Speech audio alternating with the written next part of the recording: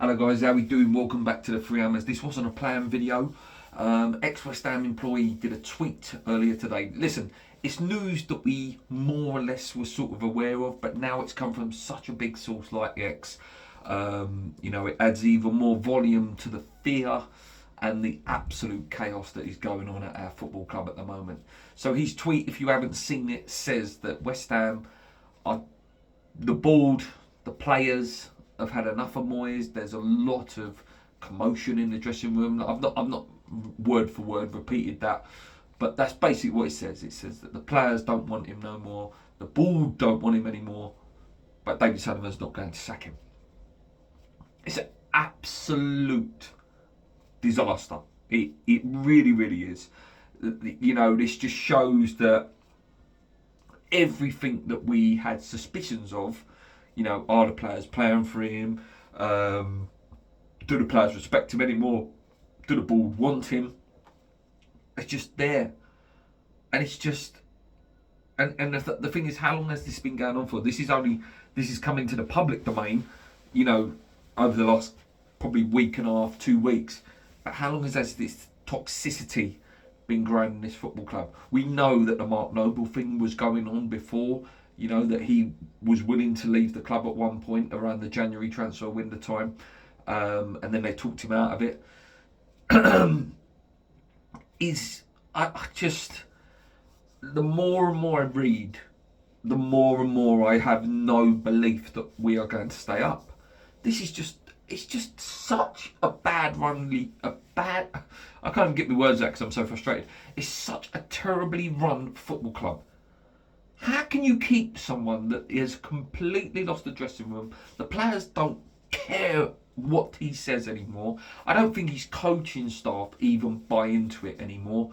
The Nevins, the Nolans, I don't think they really truly believe what Moyes' vision for West Ham is anymore. Moyes, he's so narcissistic and so arrogant that it probably doesn't really affect him. The fact that yesterday and the fact that nearly all season there is never a point in a press conference or a post-match interview or a pre-match interview where he will take any blame himself. At any point does he go, yeah, I got that wrong. I got that wrong. It's always, this player's not doing very well. His numbers need to go up. He's not quite ready. Never, I didn't, maybe I could have been a bit more attacking there. Maybe I didn't get that right. It's always what the players have done rather than him taking any responsibility. Listen, the players do have to take some responsibility for some of the results this season. I'm done. I'm actually done. We are going down. I can't see how we stay up with this man in charge. It's Avram Grant again. And this sums it all up. It sums everything up about when people were throwing the question at me and throwing the question at the other West Ham fan channels out there and the big West Ham Twitter pages out there, yeah, but who? This just goes to show anyone would be better than what we have got in this situation at the moment. A toxic manager, a toxic dressing room, a board that are unwilling to get rid of him. It's Avram Grant Mark II.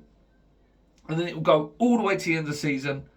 And then, if you believe what you read, there's still a chance that he could be at our football club going into the Championship. He's killing players' careers. He's killing Gianluca Scamacca. The man, I said it in my video this morning, he was warming up on several occasions. This has come from people in the ground that sit near the dugout. He went out to warm up a few times. And on I think it was about 3 occasions, it was like, get ready, get ready, get ready. And then he told him to sit down, and then he didn't come on. And there's that picture of him, you probably have seen it around Twitter now, where he's just sitting there and he's given up. The fans love him. The fans love Said Benrahma. And this is what I'm hoping. This is my... you know, the mantra of this channel is keep believing. This is my little belief that I've got left in my football club at the moment, is that we do stay up, but at absolute skin of our teeth, we somehow miraculously stay up.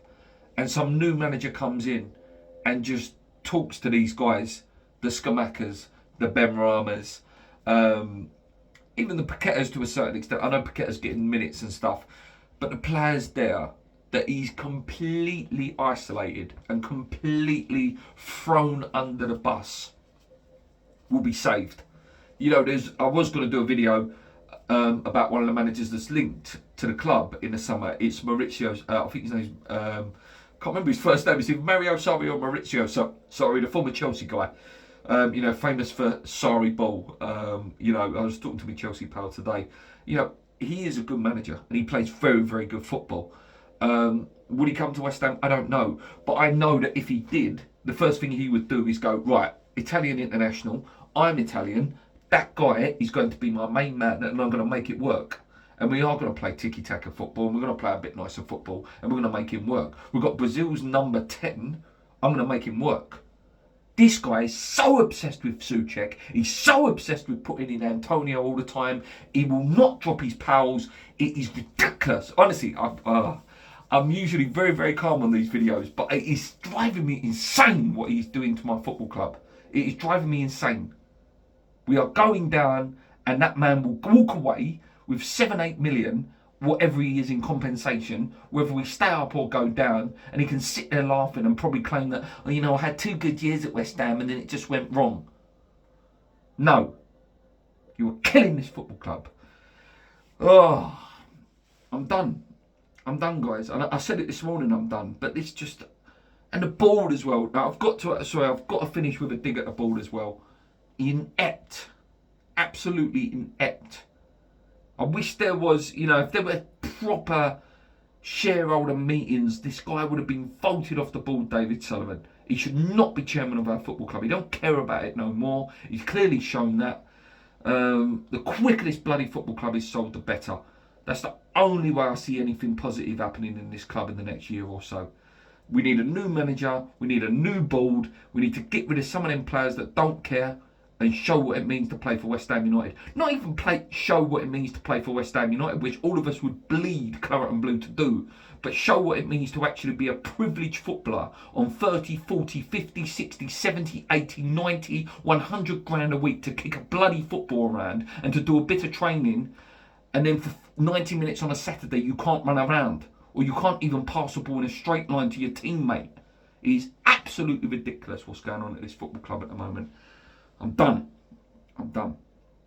Sorry guys, I'm not usually that rattled, but I think this has been building up for a few weeks. This anger and this outrage of what is happening with my football club. Listen, I watch every single West Ham channel out there. I've become a massive fan of Claret and Booze at the moment. You know, the main guy there, what he speaks is, you know, is so much truth. I wish I could swear on this channel. Obviously, where I do work in a school, I can't. But listen, if you want to see someone that rants and talks proper sense, go and watch Claret and Booze. That guy knows what he's talking about. But yeah, listen, guys, it's going to get a lot worse before it gets better. You know, I think we've got a mountain to climb before we see the good times again, which is sad because it was so good at points last year.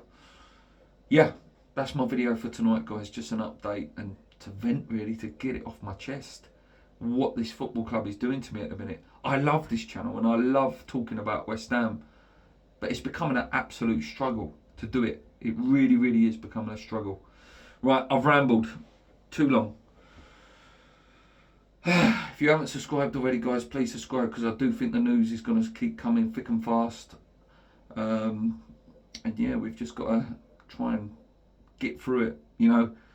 Support those players the best we can, even the ones that are not pulling up trees at the minute. And support the team. Whether you support David Moyes or not, we need to support our team and try and get us through this, because it's going to be bloody hard now, and even harder knowing that we've got this toxicity in the dressing room, toxicity in the boardroom, and players that just don't believe anymore. And I slowly think that some of us fans are becoming that way as well. Anyway, guys, thank you for tuning in tonight. If anything else does come out later in the week, I'll let you know. But until then, yeah, let me know what you guys think. Come on, your irons. And I really can't say keep believing at the minute, because at the moment I've lost belief, guys.